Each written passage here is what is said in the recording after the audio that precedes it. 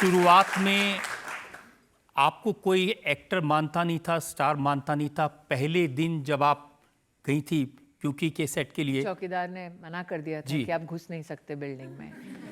तो अभी तो ऐसा लगता नहीं है, लेकिन जब मैं छोटी थी तो जीन्स और टी शर्ट, चप्पल और झूले के साथ काम पे पहुंची थी। और मैंने चौकीदार साहब से कहा, भाई साहब अंदर जाने दीजिए ना। तो उन्होंने, क्या काम है? मैंने कहा, नहीं मेरा अंदर शूट है। तो उन्होंने कहा, अरे तुम हटो। मैंने कहा, नहीं नहीं भाई साहब, सच्ची मैं एक्टर हूँ। तो उन्होंने कहा, क्या काम है अंदर? मैंने कहा, वो तुलसी है ना। कहता है, तुलसी उलसी किसी से नहीं मिलती। मैंने कहा, नहीं नहीं मैं वही करती हूँ। तो हाँ, ये हुआ, लेकिन ये शायद प्रभु का संकेत भी है रजत जी, कि जब जब मुझे नकारा गया, जिस जगह से नकारा गया, वहीं पर शिखर पर पहुंची। मैंने ये भी सुना कि नकार तो आपको एकता कपूर ने भी दिया था। पहले पहले जब मैं गई तो मैंने कई चीज़ों के लिए ऑडिशन दिया था, और मैं किसी कॉन्ट्रैक्ट को भरने के लिए बालाजी के ऑफिस पहुंची थी। जो आज भी याद है, मेरा जन्मदिन था, और मेरे पिताजी ने वो आखिरी मुझे डेडलाइन दी थी कि अब अगर नौकरी नहीं मिली तो हम जहाँ कह रहे हैं वहाँ तुम्हारा ब्याह हो जाएगा।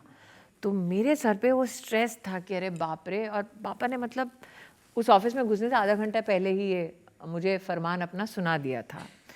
तो मैं जब गई, मैंने कहा, भाई साहब जल्दी कॉन्ट्रैक्ट लाइए। किसी हीरोइन की तीसरी बहन का रोल था। मैंने कहा, कुछ भी हो, नौकरी है ना, लाओ।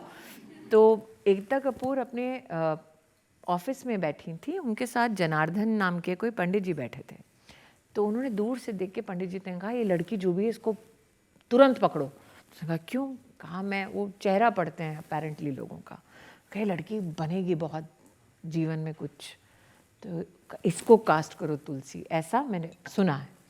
तो वो वार्तालाप तो मैंने सुनी नहीं थी। तो एकता बाहर आई, कहा, क्या नाम है तुम्हारा? तो मैंने कहा, स्मृति मल्होत्रा, मेरे शादी से पहले का नाम पिताजी का। तो उसने कहा, क्या साइन कर रही हो? मैंने कहा, ये मैडम।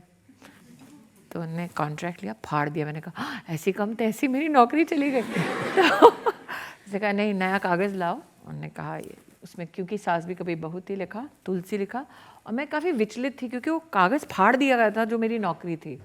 तो उसने देखा मेरा रुआंसू सा चेहरा हो गया। उसने कहा, क्या प्रॉब्लम है? मैंने कहा, मैडम बर्थडे था, एक उम्मीद बची थी। उसने कहा, इसके लिए, लड़की के लिए केक लाओ। मैंने कहा, हो क्या रहा है? कहते, तुम तुलसी हो। मैंने कहा, हैं? तो उन्होंने कहा, तुम्हें पता है मैं इतिहास रचने वाली हूँ। मैंने कहा, इतिहास नहीं, ये बताओ सैलरी में कितना पैसा देने वाली हो?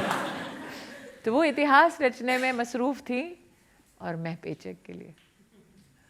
लेकिन इतिहास तो रचा इतिहास। और यहाँ तो छोटे बैठे हैं, जो बड़े हैं शायद उनको याद होगा, तब एक बहुत बड़ा और शो अमिताभ बच्चन जी साहब का आने वाला था।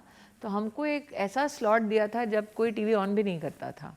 तो मैंने कहा, 10:30 बजे रात को जब दुनिया सो रही है तब क्या इतिहास रचेंगे? तो लेकिन धीरे धीरे दर्शकों ने देखा, पसंद किया, और हाँ, हमें शिखर पर पहुंचा दिया। पहले आपको नोटिस किया था ऊ लाला जो शो था उसमें। तो बहुत अच्छा, आप लोगों ने शायद OTT में देखा होगा। नीलम को देखा है? एक्टर हैं, हाँ, नीलम कोठारी को देखा है। तो एक दिन वो बीमार पड़ गई। तो बीमार हो गई तो प्रोड्यूसर ने कहा, भाई एक लड़की थी हिंदी भाषी, उसको बुलाओ। तो मैं पहुंची, मैंने कहा, हाँ जी बताइए। कहते, तुम हिंदी पढ़ लेती हो? मैंने कहा, हाँ, ये बड़ा अजीब सवाल है। तो मैंने कहा, तुम ये एक्टर बीमार हो गई हैं, तुमको ये पात्र करना है, फटाफट कर दोगी? तो इन लोगों को लगा नई लड़की है तो इसको बड़ा टाइम लगेगा। तो 9 घंटे की शिफ्ट हुई। तो मैंने तो झटपट पढ़ दिया, 1 घंटे में काम ख़त्म कर दिया, 8 घंटे बचे थे। तो उन्होंने कहा, ये तो बड़ा किफ़ायती बच्चा है। तो सब प्रोड्यूसर्स ने एक दूसरे को फ़ोन किया कि एक बच्चा है, किफ़ायती है, पैसे भी ज़्यादा नहीं लेता, मजदूर की तरह काम करता है, इसको नौकरी देते हैं। तो वैसे सिलसिला बना कि सब ने एक दूसरे को फ़ोन किया। तो जो बहुत विख्यात एक्टर हैं अर्जुन कपूर, तो उनकी नानी साहब जो थी सतीशोरी, मोना कपूर की माता जी, उन्होंने बुलाया। राहुल रवेल का आपने नाम सुना होगा, उन्होंने बुलाया। और शोभा कपूर ने बुलाया।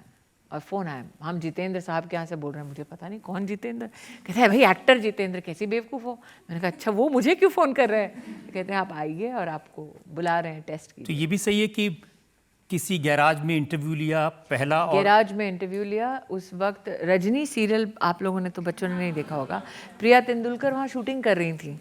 तो वो आई, ये बच्चे अब सारे आके हिस्ट्री रिवाइज करेंगे कि है कौन। वो आई, उन्होंने देखा मुझे गराज में, कहा ये कौन है? मैंने कहा वो नया बच्चा है कुछ। मैंने कहा बेस्ट ऑफ लक, अच्छे से करना। और मैं तो आंखें फाड़ के देख रही थी, मैंने कहा इतना बड़ा लेजेंड। तो वहाँ पे गराज में मैंने अपना इंटरव्यू दिया, फेल हो गई।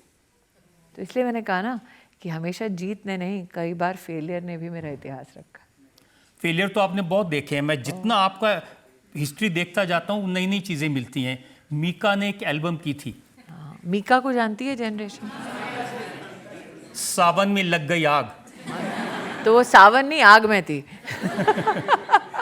हाँ, छोटे छोटे पात्र रजत जी। देखिए, एक तो आप दिल्ली से हैं, आपके परिवार में कभी किसी ने एक्टिंग नहीं की, आपके माता पिता उस निर्णय के खिलाफ हों, खाने को 2 रुपया ना हो, उस वक्त संयम से, मर्यादा में, ईमानदारी से जो काम मिले, चाहे भले ही किसी एक्स्ट्रा का हो, खड़े रहो, काम करो, तो कभी ना कभी तो भगवान भी कहता है तथास्तु, जा बच्चा, तेरे को माफ़ किया, तेरी किस्मत चमका दी।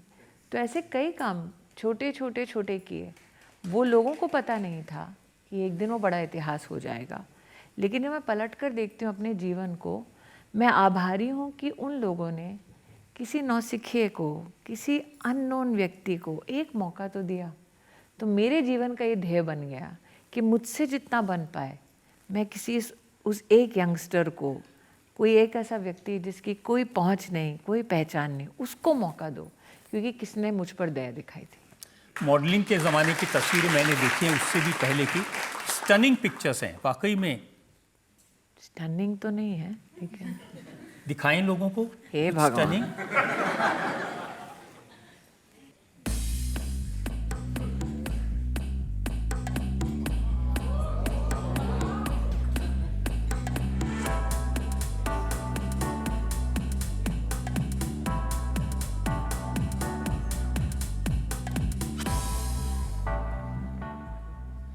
क्योंकि स्मृति भी कभी पतली थी। ये मिस इंडिया की तस्वीरें हैं।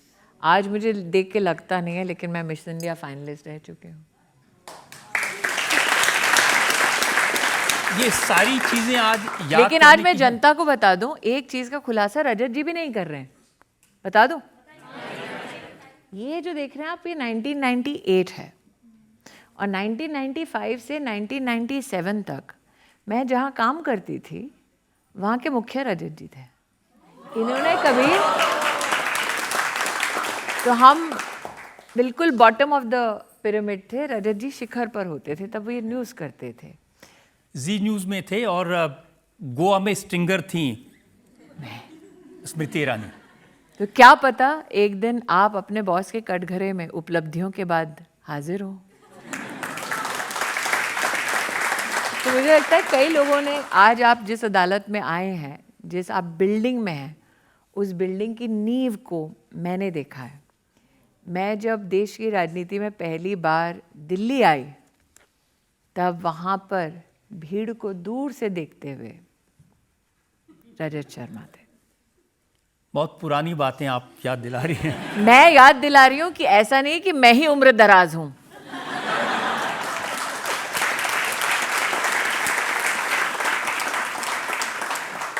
मैं भी आपकी पुरानी पुरानी बातें याद कर रहा हूँ। ऐसा लग रहा है कि अब मैं आरोप पढ़ रही हूँ।